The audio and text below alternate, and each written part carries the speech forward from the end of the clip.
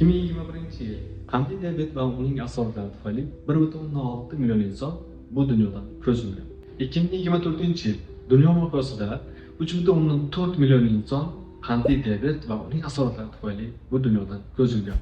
Bu taxminan har 9 soniyada bir kishi deganidir. Birodar, tanishlaringiz orasida balkim eng yaqin insoningiz, ota-onangiz bu muammo bilan kurashayotgan bo'lishi mumkin. Bosh og'riqlari, oyoq sanchishlari, ko'zdagi xiralashlari, bel va buyrak sohasidagi og'riqlar, ayniqsa tunlari bedor bo'lib oyoq sanchyapti degan nolalarni balki eshitgandirsiz. Balki insulin ham olayotgan bo'lishlari mumkin.